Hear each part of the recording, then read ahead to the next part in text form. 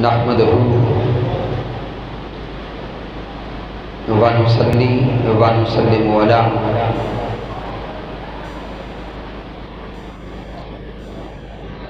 سيدنا ومولانا محمد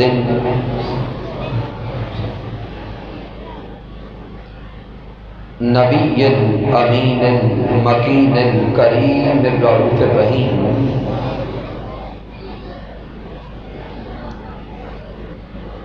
أما بعد فأعوذ بالله من الشيطان الرجيم بسم الله الرحمن الرحيم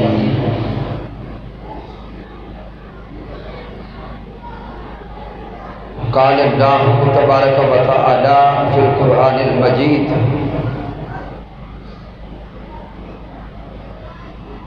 النبي أولى بالمؤمنين من أنفسهم صدق الله مولانا العظيم إن الله وملائكته يصلون على النبي يا أيها الذين آمنوا صلوا عليه وسلموا تسلیما۔ بآواز بلند درود پاک تلاوت فرمائیں۔ الصلاۃ والسلام علیک۔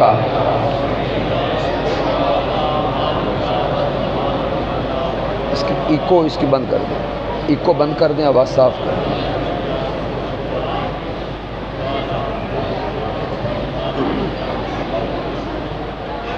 اللہ رب العزت کی توفیق سے اور تاجدار کائنات صلی اللہ علیہ وآلہ وسلم کے نعلین پاک کے تصدق سے ماہ میلاد مصطفیٰ صلی اللہ علیہ وآلہ وسلم میں ہم عظیم الشان محفل میلاد مصطفیٰ صلی اللہ علیہ وآلہ وسلم میں حاضر ہیں۔ آج کی اس بابرکت باسعادت اور روحانی محفل میلاد مصطفیٰ صلی اللہ علیہ وآلہ وسلم کے انعقاد پر مبارکباد پیش کرتا ہوں مسجد کی انتظامیہ کے تمام ساتھیوں کو، تحریک منہاج القرآن کے جملہ قائدین و کارکنان کو، تشریف لانے والے جمیع علماء کرام و مشائخ اعظام، سادات کرام، بالخصوص جناب محترم پیر طریقت محترم پیر سید مدثر حسین شاہ صاحب ترمذی زیدہ شرفہ،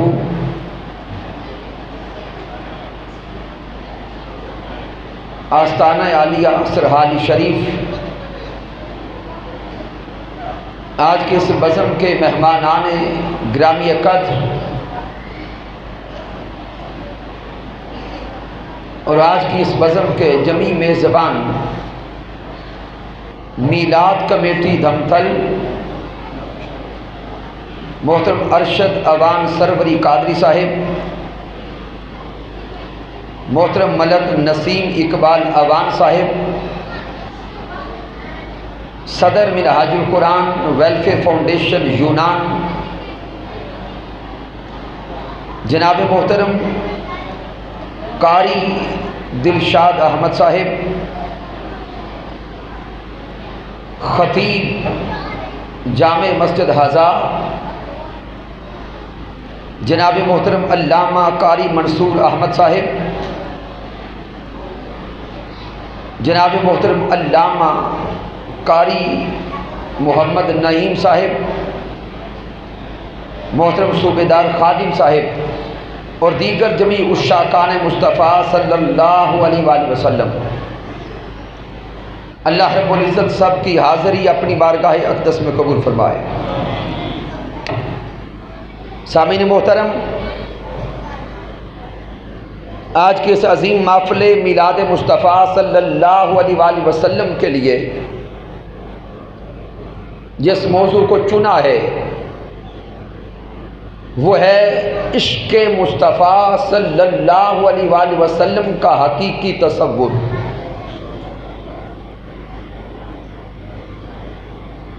چونکہ جب دیوان گان مصطفیٰ صلی اللہ علیہ وآلہ وسلم لفظ عشق مصطفیٰ بولتے ہیں تو بعض طبقات کی طرف سے یہ سوال ہوتا ہے کہ لفظ عشق کا بولا جانا، عشق مصطفیٰ کے تصور کا پایا جانا، کچھ لوگ کہتے ہیں کہ یہ عشق کا تصور قرآن و حدیث کا نہیں ہے بلکہ افسانوں اور ڈراموں کا ہے، اور وہ کہتے ہیں کہ یہ عشق کا لفظ محبوب علیہ السلام کی ذات کے لیے نہ بولا جائے، جبکہ ہمارا ایمان اور عقیدہ یہ ہے کہ ایمان سارے کا سارا ہے ہی عشق مصطفیٰ کا نام۔ تو جب بعض لوگ سوال کرتے ہیں، اعتراض کرتے ہیں، تو ہمارے بھی سادہ لوگ پریشان ہوتے ہیں۔ تو آئیے آج قرآن و حدیث کی روشنی میں دیکھیں کہ عشق مصطفیٰ کا حقیقی تصور کیا ہے۔ قرآن مجید فرقان حمید سورۃ الاحزاب کی آیہ مبارکہ پہ غور کریں۔ رب کائنات نے فرمایا النبی اولا بالمؤمنین من انفسہم، میرے اللہ نے ارشاد فرمایا کہ میرا حبیب تاجدار کائنات صلی اللہ علیہ وآلہ وسلم، امام الانبیاء، سرور کائنات حضرت محمد مصطفیٰ صلی اللہ علیہ وآلہ وسلم ایمان والوں کی جانوں سے بھی قریب تر ہیں۔ میرے اللہ نے فرمایا کہ میرا حبیب ایمان والوں کی، تھوڑا بولیں گے، ایمان والوں کی جانوں سے بھی قریب ہے۔ بالفاظ دیگر رب کائنات فرما یہ رہا ہے کہ اگر کسی ایمان والے کو تلاش کرنا چاہو تو یہ جان لو کہ ایمان والا وہ ہے جو اپنی جان سے بھی بڑھ کر میرے مصطفیٰ سے محبت کرتا ہے،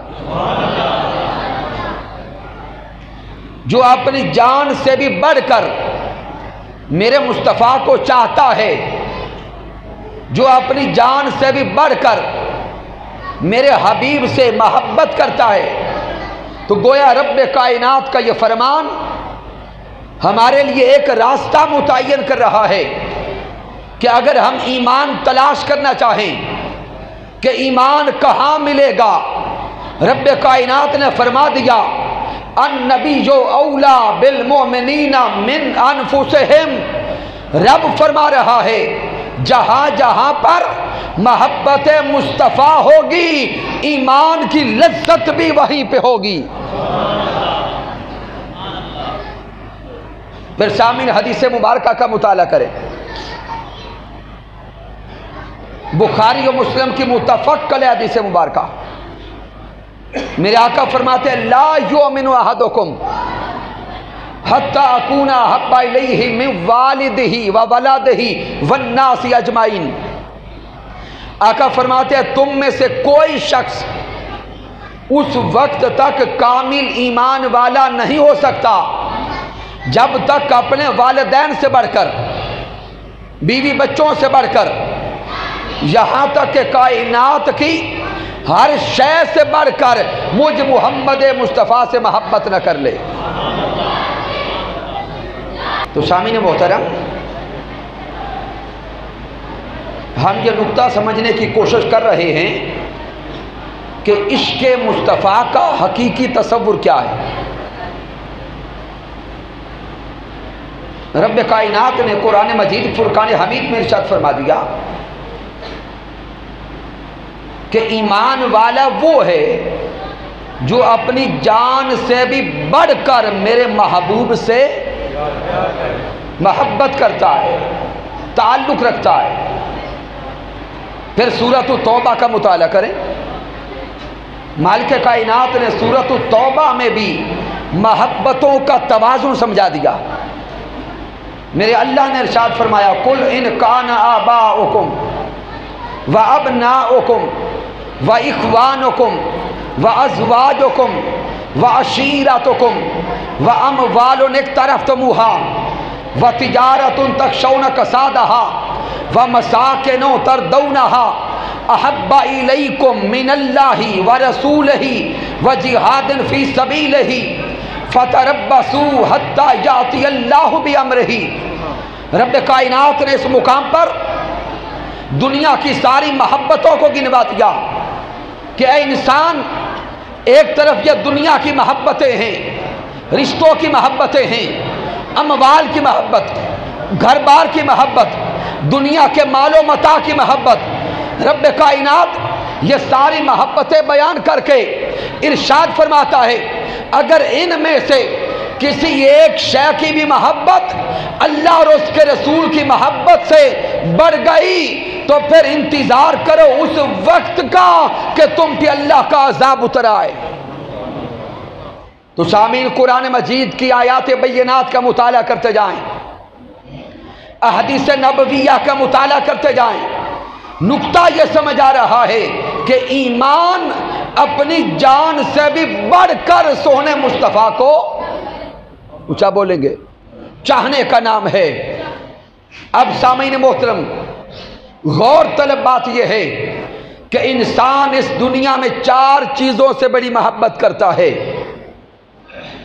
مال سے محبت، والدین سے محبت، بیوی بچوں سے محبت، اور سب سے بڑھ کر اپنی جان سے محبت۔ اب ان محبتوں کے توازن کو دیکھتے جائیں۔ انسان مال سے بڑی محبت کرتا ہے، اور آج کے دور میں یہ مال کا حرص و ہوس اتنا بڑھ گیا کہ ہر کوئی کہتا ہے بینک بیلنس بن جائے، تجوریاں بھر جائیں، مجھے مال ملتا چلا جائے۔ لیکن اس مادیت کے دور میں حلال و حرام کی تمیز بھی بٹھا بیٹھے۔ لیکن وہ مال کمانے والا انسان اگر اس کی زندگی میں کبھی والدین بیمار ہو جائیں تو وہ ڈاکٹر کو یہ جملہ کہتا ہوا دکھائی دیتا ہے کہ ڈاکٹر صاحب میرا مال سارا لگتا ہے تو لگ جائے لیکن میرے ماں باپ کو بچا لو۔ تو گویا وہ انسان اپنے والدین سے مال سے کچھ زیادہ محبت کرتا ہے۔ پھر اولاد کی محبت کو دیکھیں، کسی کونے میں ذہن کے کسی کنارے پر اولاد کی محبت زیادہ نظر آئے گی، اور وہی انسان جو اس دنیا میں مال سے، والدین سے، اولاد سے بڑی محبت کرتا ہے، اگر کہیں زندگی اور موت کی کشمکش نظر آئے تو وہ انسان سب سے پہلے اپنی جان کو بچاتا ہے، سب سے پہلے اپنی جان کو بچاتا ہے۔ دنیا کی ان ساری محبتوں کو ذہن میں لائیں، اموال دنیا کی محبت، والدین کی محبت، بیوی بچوں کی محبت اور اپنی جان کی محبت۔ ادھر رب کائنات سے پوچھیں مولا ایمان کیا ہے، ایمان نصیب کیسے ہوگا، ایمان کی لذت کب نصیب ہوگی؟ تو مالک کائنات فرماتا ہے النبی اولا بالمؤمنین من انفسہم۔ رب فرماتا ہے ارے مال سے محبت کرنے والے، والدین سے محبت کرنے والے، بیوی بچوں سے محبت کرنے والے، اور سب سے بڑھ کر اپنی جان سے محبت کرنے والے، اگر ایمان کی لذت چاہتے ہو تو اپنی جان سے بھی بڑھ کر محمد مصطفیٰ سے محبت کرنا ہوگی۔ اپنی اونچا بولے، جان سے بھی بڑھ کر تاجدار کائنات سے محبت کرنا ہوگی۔ تو گویا سمجھ آئی کہ ایمان کیا ہے، کہ انسان کی زندگی میں اگر کسی لمحے وہ وقت آ جائے کہ ایک طرف مال کے جانے کا خدشہ ہو اور دوسری طرف محبت مصطفیٰ کی بات ہو، ایک طرف رشتوں کے چھوٹ جانے کا ڈر ہو، دوسری طرف نسبت مصطفیٰ کی بات ہو، ایک طرف جان کے جانے کا خدشہ ہو اور دوسری طرف تعلق مصطفیٰ کی بات ہو، کامل ایمان والا وہ ہے جو کہہ دے آقا کروں تیرے نام پہ جاں فدا، سوہنے آقا کروں تیرے نام پہ جاں فدا، ایک جاں تو کیا دونوں جہاں فدا، دو جہاں سے بھی نہیں جی بھرا کروں کیا کروڑوں جہاں نہیں۔ تو سامعین یہ ایمان ہے، یہ کیا ہے ایمان۔ اب جب یہ راز سمجھ گئے کہ ایمان مال سے، والدین سے، اولاد سے اور اپنی جان سے بھی بڑھ کر سونے حبیب کو چاہنے کا نام ہے، اب آئیے یہ دیکھیں کہ عشق کہتے کسے ہیں۔ شامل غور کریں، لفظ عشق یہ رائج ہے ہماری اردو میں اور فارسی میں، عربی زبان میں تو لفظ حب ہے اور اشد حبن ہے۔ تو سامعین جب لفظ عشق ہماری زبان میں رائج ہے تو عشق کی علامات کیا ہیں؟ ان علامات سے ہم عشق کو پہچانتے ہیں، اور وہ علامات کیا ہیں؟ اگر کوئی انسان کسی کی خاطر مال قربان کر دے، کیا مال قربان کر دے، اگر کوئی انسان کسی کی خاطر اپنے گھر بار کو چھوڑنے پہ آ جائے، اگر کوئی کسی کی خاطر رشتوں کو چھوڑنے پہ آ جائے، یہاں تک کہ نہ مال کی پرواہ، نہ رشتوں کی پرواہ، نہ اپنے کھانے پینے کی پرواہ، نہ اٹھنے بیٹھنے کی پرواہ، نہ صحت و بیماری کی پرواہ، نہ عزت و بے عزتی کی پرواہ، جب انسان اس مقام پہ آتا ہے تو ہم کیا کہتے ہیں کہ اسے کیا ہو گیا؟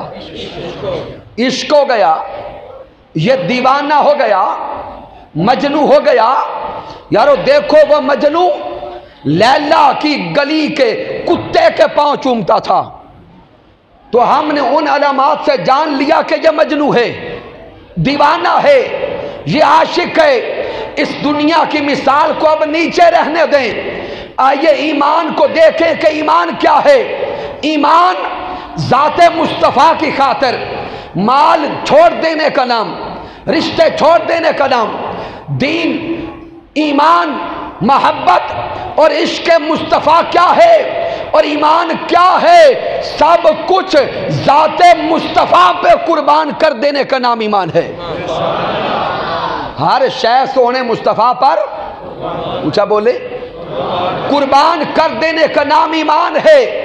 ادھر اردو میں اور معاشرے میں علامات کو دیکھا، جو انسان کسی کی خاطر مال، رشتے، اولاد، گھر بار سب کچھ قربان کرے تو ہم اسے عاشق کہتے ہیں۔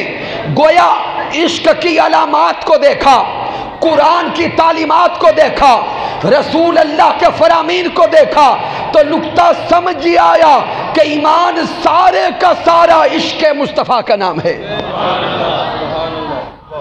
اب سامعین محترم، جب قرآن و حدیث سے یہ فلسفہ سمجھ گئے اور عشق کا تصور سمجھ گئے تو اب کسی کے ذہن میں سوال پیدا ہوگا کہ علامہ صاحب آپ نے ابھی تک قرآن و حدیث سے تھیوریٹیکلی آپ نے لفظ عشق سمجھایا ہے، تو وہ آقا علیہ السلام پہ ایمان لانے والی پہلی جماعت صحابہ کی ہے، تو کیا صحابہ حضور سے عشق کرتے تھے؟ کیا صحابہ کرام نے کبھی محبوب سے عشق کیا؟ ارے ہماری نگاہ میں یہ سوال کرنا ہی بے ادبی ہے۔ کیوں کہ صحابہ کرام کی زندگی کو دیکھو، صحابہ کرام کی زندگی کا ایک ایک لمحہ عشق مصطفیٰ سے عبارت ہے۔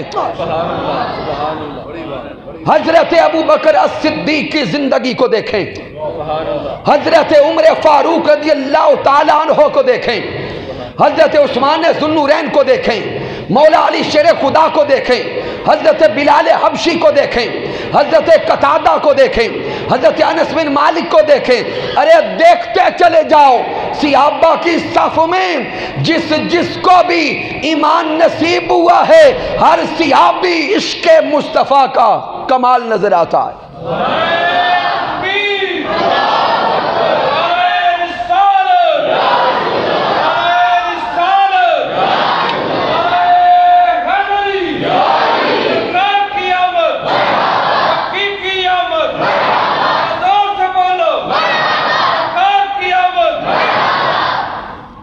آئیے سامعین محترمہ، اس نقطہ کو من کی گہرائیوں میں اتارنے کے لیے چند صحابہ کرام کی زندگی کے احوال کو دیکھیں۔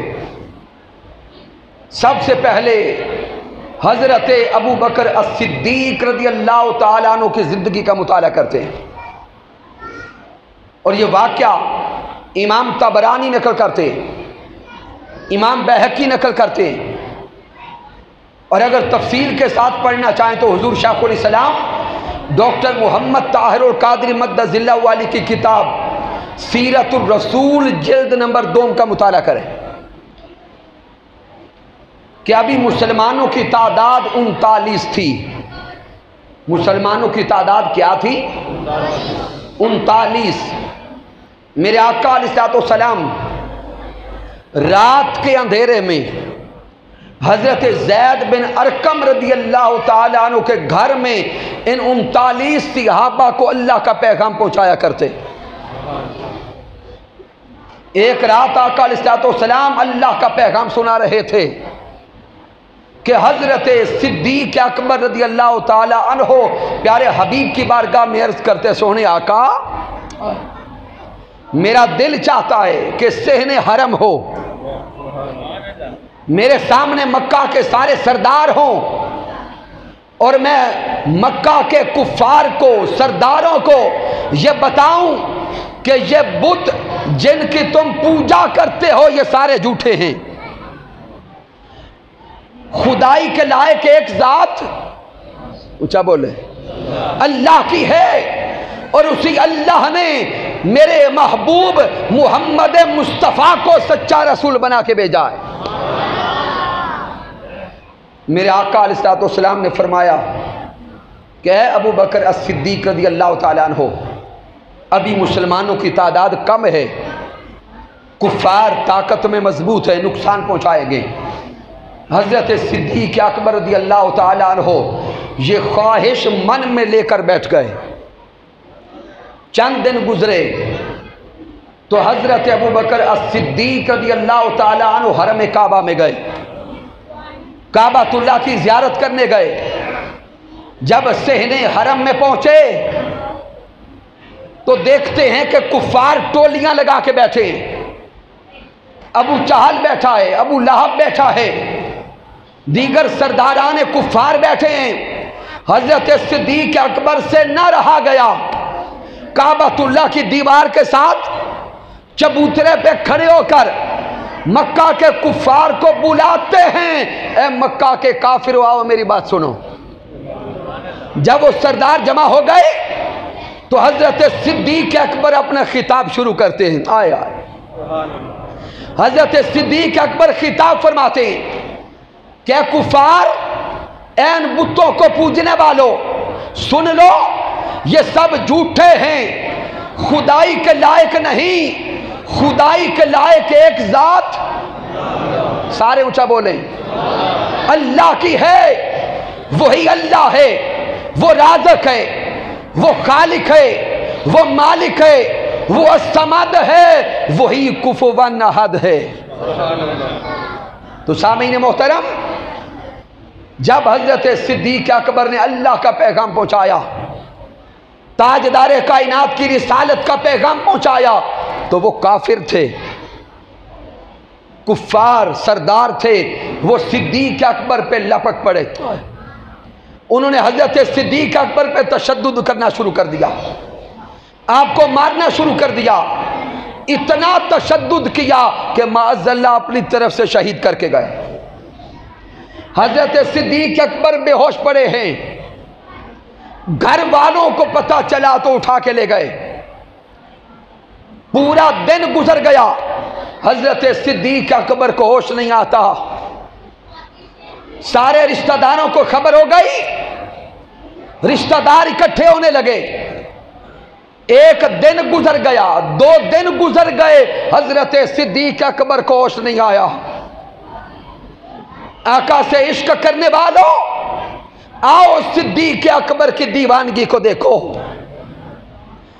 تیسرے دن حضرت ابو بکر الصدیق کو ہوش آتا ہے، سارا گھر رشتہ داروں سے بھرا ہے، 3 دنوں کے بعد ہوش آیا، حضرت صدیق اکبر نے آنکھیں کھولی، گھر والے دوڑ کے قریب ہو کے کہتے ہیں ابو بکر بتا تیرا حال کیا ہے، اے ابو بکر بتا تیرا حال کیا ہے۔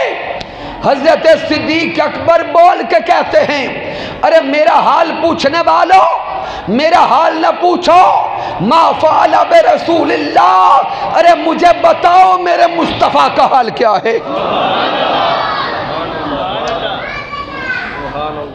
مجھے بتاؤ میرے حبیب کا حال کیا ہے، مجھے بتاؤ میرے محبوب کیسے ہے۔ ارے سوچو تو صحیح، 3 دنوں کے بے ہوش بھی ہیں، زخمی بھی ہیں، زخموں سے چور چور بھی ہیں، لیکن کیفیت عشق کیا ہے؟ وہ سارے گھر والے صدیق اکبر کا حال پوچھتے ہیں اور آپ کہتے ہیں میرا حال پوچھنے والوں مجھے بتاؤ میرے من موہن کا حال کیا ہے، میرے ساجن کا حال کیا ہے، میرے پیتم کا حال کیا ہے۔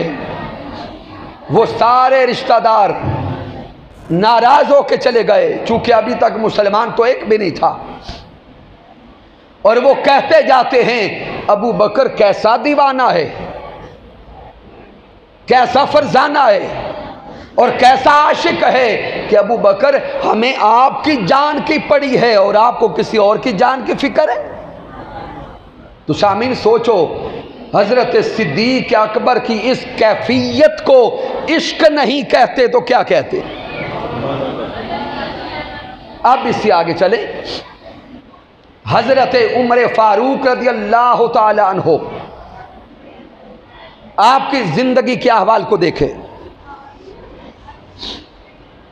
اور یہ روایت امام بخاری اور امام مسلم دونوں نقل کرتے ہیں، متفق علیہ حدیث مبارکہ۔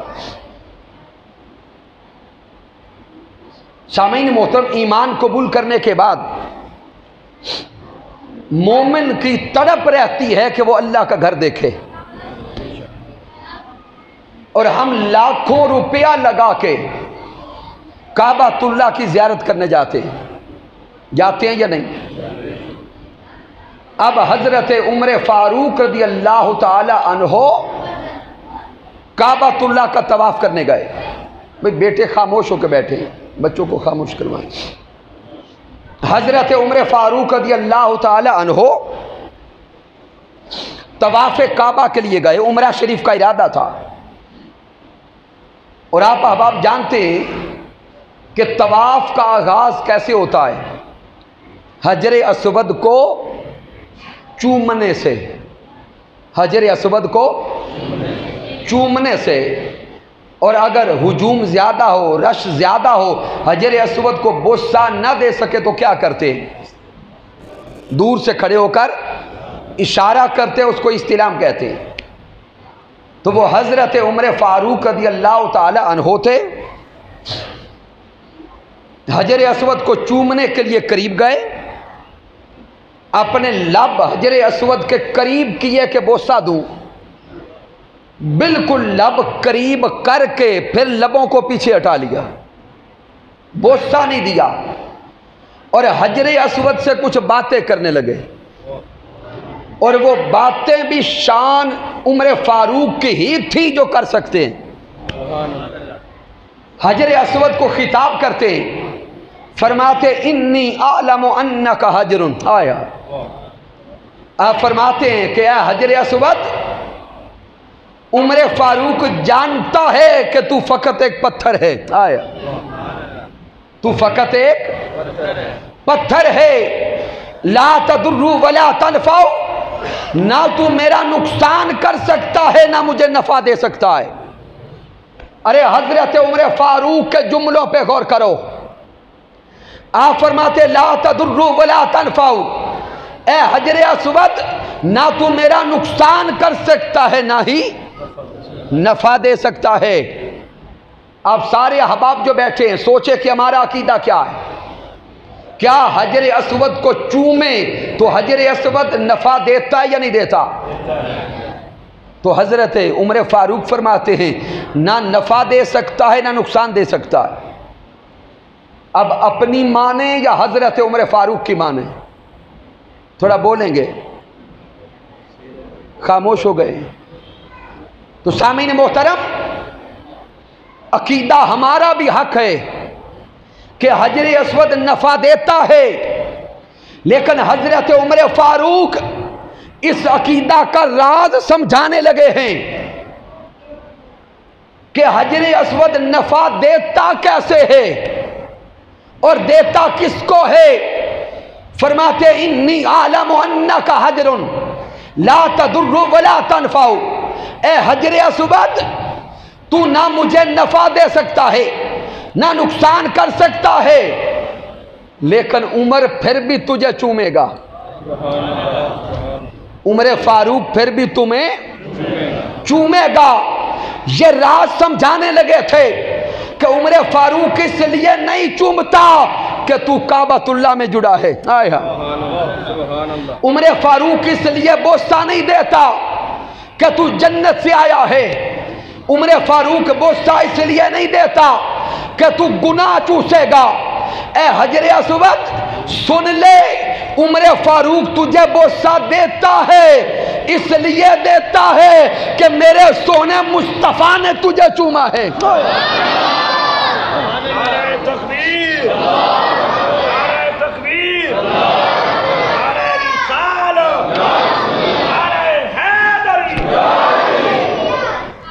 حضرت عمر فاروق کا عقیدہ جانے، آپ فرماتے ہیں حجر اسود میں تجھے بوسہ دیتا ہوں اس لیے نہیں دیتا کہ تو گناہ مٹائے گا، اس لیے نہیں دیتا کہ تو جنت سے آیا ہے، اس لیے نہیں دیتا کہ تو کعبہ میں جڑا ہے، بلکہ بوسہ اس لیے دیتا ہوں کہ میرے سونے یار نے تجھے چوما ہے، میرے محبوب نے چوما ہے۔ اور محدثین بیان کرتے ہیں کہ یہ جملے فرما کے حضرت عمر فاروق نے حجر اسود کو چوم لیا، حجر اسود کو چوم لیا۔ لیکن عرفاء اس سے اگلی بات کرتے ہیں، عشاق اس سے اگلی بات کرتے ہیں کہ حضرت عمر فاروق کے جملے بتا رہے ہیں کہ میں تمہیں بوسہ دے رہا ہوں اپنے یار کی نسبت کی وجہ سے، تمہیں چوم رہا ہوں سونے مصطفیٰ کی نسبت کی وجہ سے۔ عرفاء کہتے ہیں کہ یہ جملے فرما کر حضرت عمر فاروق چومنے لگ گئے۔ محدثین نے دیکھا، دنیا والوں نے دیکھا تو حجر اسود کو چوم رہے تھے، حقیقت میں عمر فاروق سونے مصطفیٰ کے لبوں کو چوم رہے تھے۔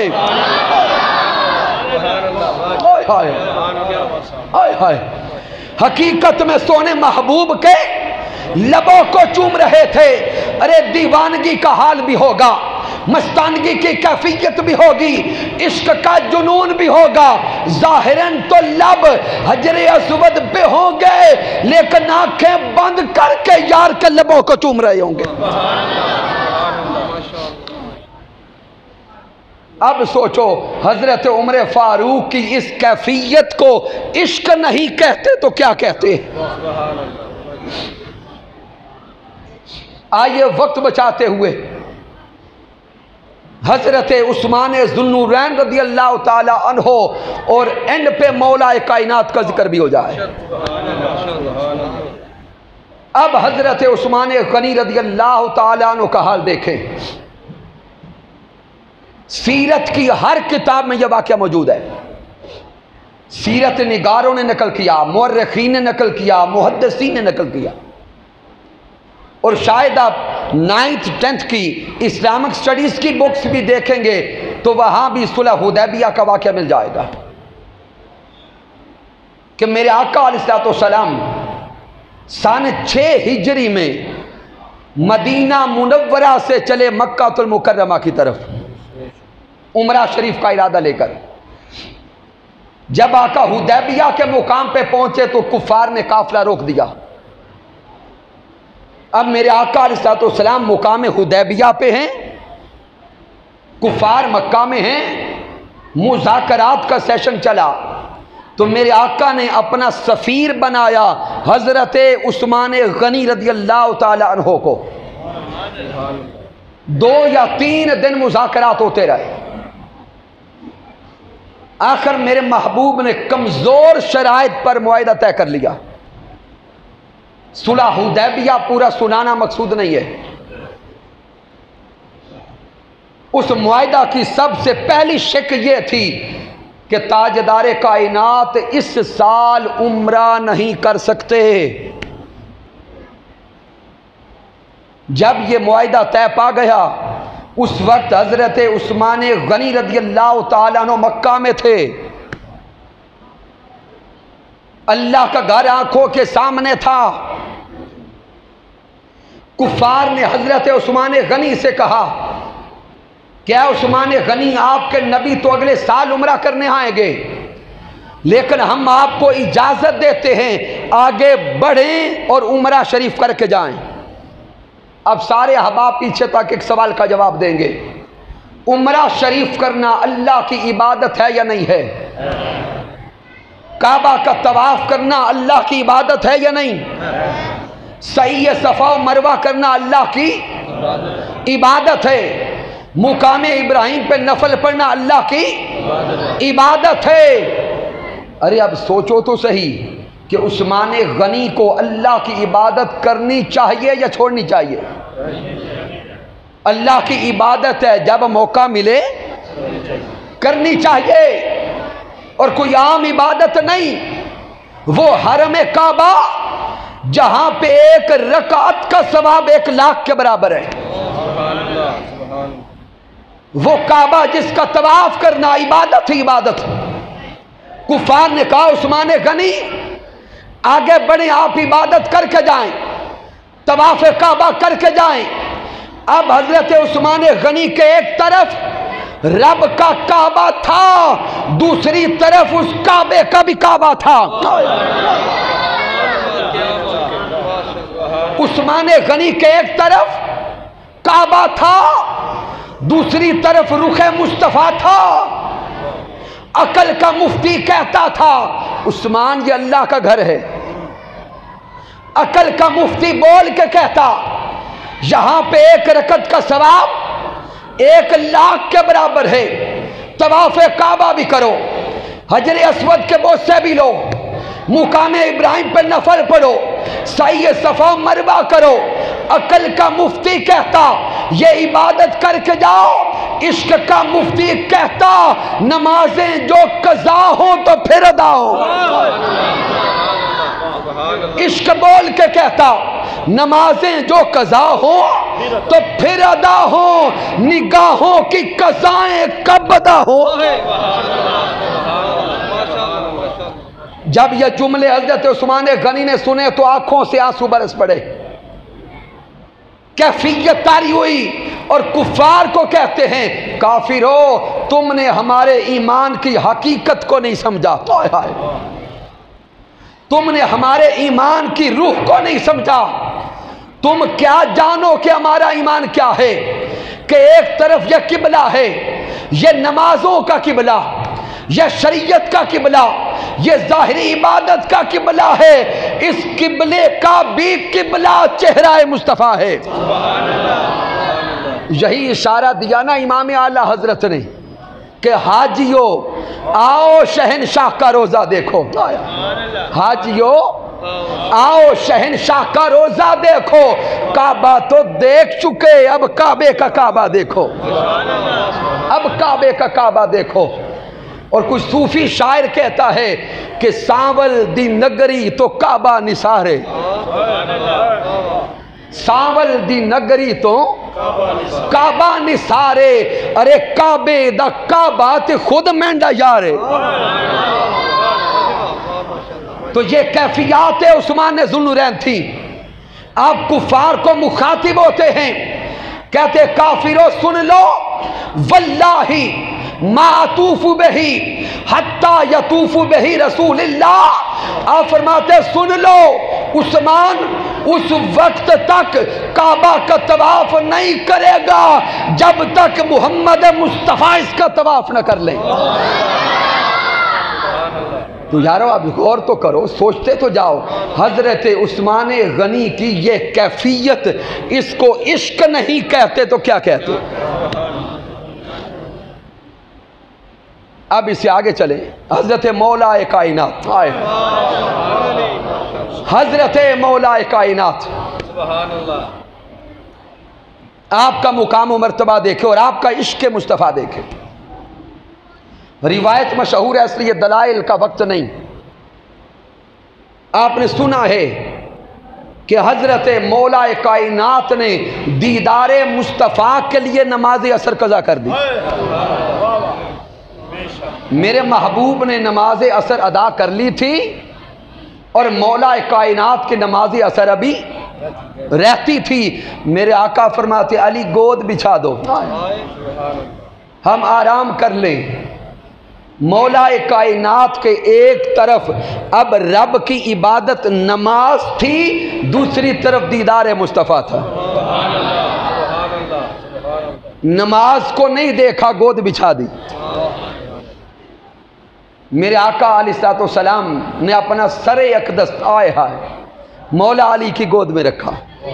ارے اس منظر کو دیکھو، کیسا جان نشیں منظر ہوگا، دل نشیں منظر ہوگا۔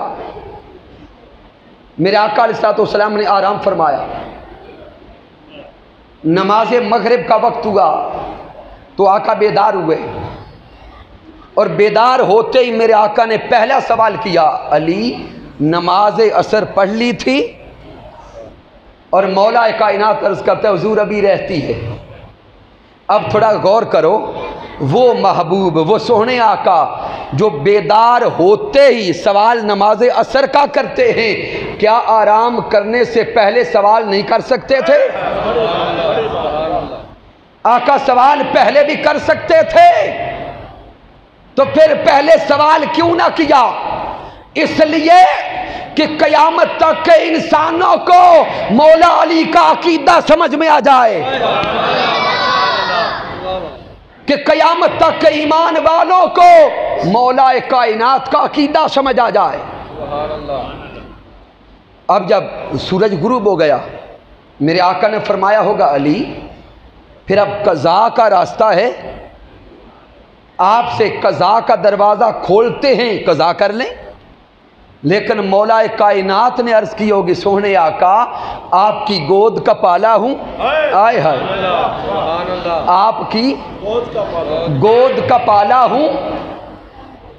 پہلی بار آنکھیں کھولی تو آپ کا دیدار کیا، اور سونے آقا اس وقت سے نمازی ہوں جب ابھی نماز فرض بھی نہ ہوئی تھی۔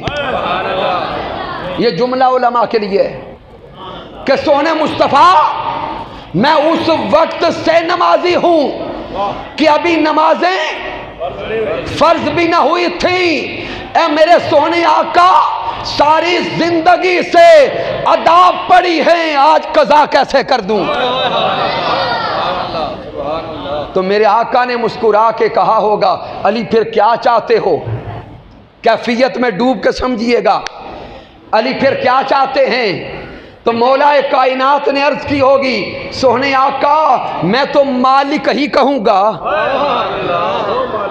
میں تو مالک ہی کہوں گا کہ ہو مالک کے حبیب، یعنی محبوب و محب میں، محبوب و محب میں نہیں میرا تیرا۔ سونے آقا آپ کائنات کے مالک ہیں، سورج کو اشارہ کریں، سورج پلٹا دیں، میں قضا نہیں کرتا، میں ادا پڑھنے والا ہوں۔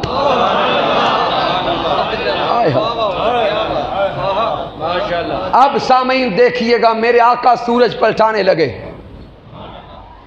دیکھنے والے صحابہ کرام بیان کرتے ہیں کہ محبوب علیہ السلام نے اپنی انگلی اٹھائی، انگلی کا اشارہ کیا۔ صحابہ بیان کرتے ہیں کہ انگلی کے اشارے کے ساتھ سورج پلٹتا ہے۔ صحابہ فرماتے ہم نے دیکھا، ہمیں یوں لگا جیسے کسی شے سے باندھ کے کھینچا جاتا ہے۔ لیکن سامعین محترم، انگلی گھمانے سے پہلے میرے آقا نے رب کی بارگاہ میں دعا کے الفاظ ادا کیے۔ آج وہ دعا کے الفاظ سمجھ کے جائیں۔ میرے آقا سورج پلٹانے کے لیے رب کی بارگاہ میں ہاتھ اٹھاتے ہیں۔ آقا علیہ السلام کے دعا کے الفاظ کے اندر ایمان بھی ہے، عقیدہ بھی ہے۔ میرے آقا فرماتے اللہم ان علیاً کان فی طاعتک و طاعت رسولک فردد الیہ الشمس۔ میرے آقا فرماتے ہیں اے مولا، علی تیری اطاعت میں تھا، آئے ہائے آئے ہائے، اے رب کائنات، میرا علی تیری اطاعت میں تھا اور تیرے رسول کی اطاعت میں تھا، بس علی کے لیے سورج کو پلٹا دے۔ نعرہ تکبیر، نعرہ رسالت، نعرہ حیدری، حق علی حق علی حق علی حق علی حق علی حق علی حق علی حق علی حق علی حق حیدری۔ ارے محبوب علیہ السلام کے الفاظ دعا پہ غور کریں۔ آقا فرماتے اللہم ان علیاً کان فی طاعتک، اے رب کائنات، علی تیری اطاعت میں تھا۔ شعور والے لوگ سمجھیں گے اللہ کی نماز ادا کرنا اللہ کی اطاعت ہے یا چھوڑ دینا؟ اونچا بولیں، ادا کرنا۔ مولا علی شیر خدا نماز اثر ادا کر چکے تھے یا رہ گئی تھی؟ اور مولا کائنات کی گود میں سر اقدس کس کا تھا؟ اونچا بولو یار، تاجدار کائنات کا۔ مولا کائنات کی گود میں آرام کس نے کیا؟ پیارے محبوب علیہ السلام نے۔ ارے آرام مصطفیٰ پر رب کی نماز رہ گئی، دیدار مصطفیٰ میں رب کی نماز رہ گئی۔ ارے نماز ادا کرنا اللہ کی اطاعت ہے، ادھر مولا کائنات کی نماز اثر رہتی بھی تھی، مولا کائنات کی گود میں سر اقدس بھی سونے مصطفیٰ کا تھا۔ ارے جملے تو یہ بنتے ہیں کہ مولا علی تیرے رسول کی اطاعت میں تھا، اور تیرے رسول کی اطاعت کرتے کرتے تیری اطاعت رہ گئی۔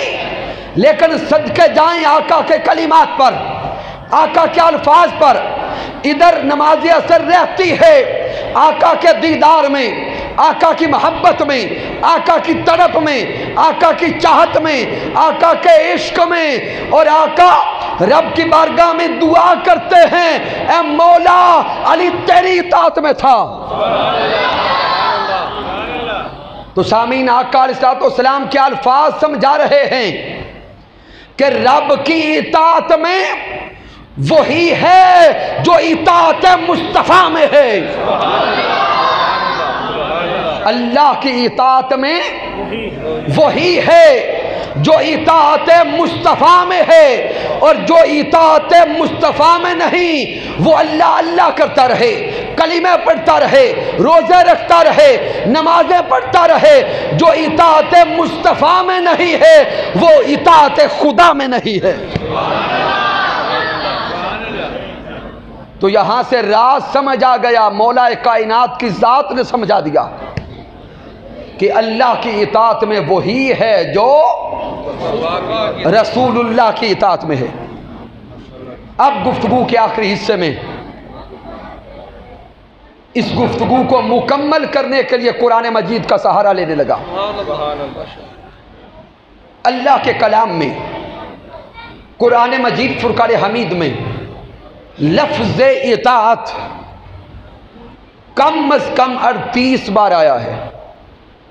لفظ اطاعت کم از کم اونچا بولے 38 ٹائم 38 بار آیا ہے۔ ان 38 مقامات میں سے 20 مرتبہ لفظ اطاعت اور حکم اطاعت خدا اور مصطفیٰ دونوں کے لیے اکٹھا ہے۔ 38 میں سے 20 مقامات پر جیسے اطیع اللہ و اطیع الرسول، 20 مقامات پر حکم اطاعت خدا اور مصطفیٰ دونوں کے لیے کیا ہے؟ اکٹھا ہے۔ اب 38 سے 20 نکل گئے، پیچھے کتنے بچے؟ 18۔ 20 مقامات پر اللہ کی اطاعت کا بھی ذکر، رسول اللہ کی اطاعت کا بھی ذکر، پیچھے 18 مقامات پر آپ سن کر حیران ہو گئے۔ 18 مرتبہ قرآن مجید میں اللہ کی اطاعت کا ذکر نہیں ہے، فقط اطاعت محمد مصطفیٰ کا ذکر ہے۔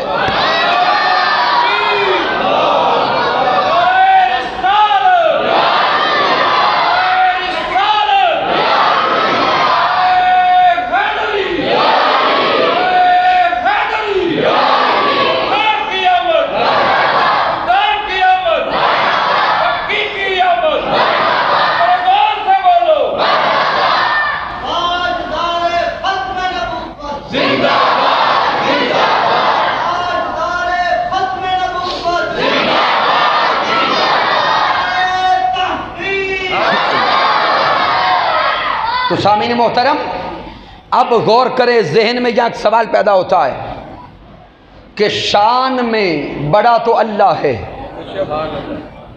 اللہ خالق ہے، میرے سونے مصطفیٰ اللہ کی مخلوق ہے۔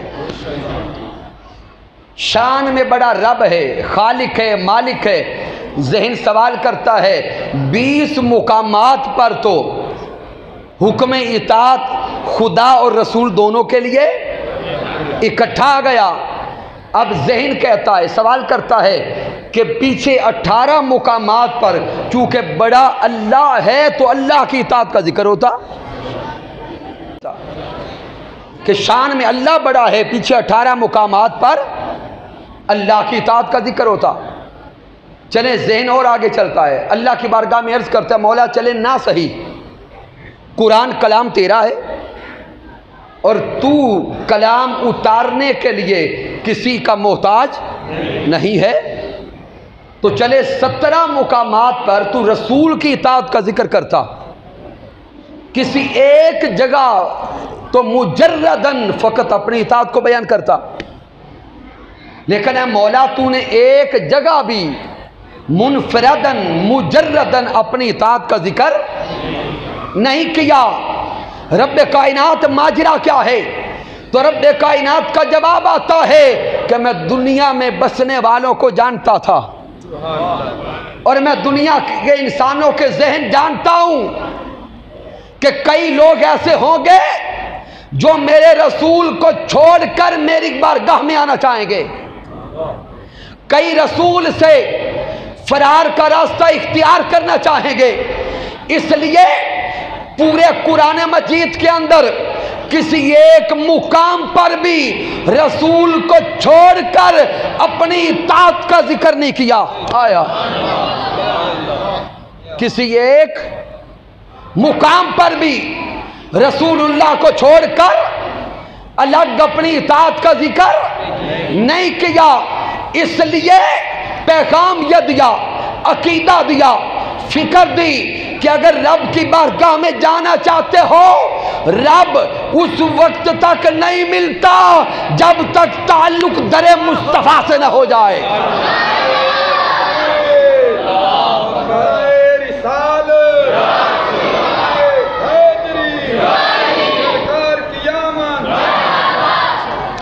تو سامعین محترم، آج کے اس پوری گفتگو سے جو خلاصہ سمجھ آیا وہ یہی ہے کہ آؤ اپنا تعلق سونے مصطفیٰ سے جوڑے، اپنی نسبت اپنے حبیب سے مضبوط کریں۔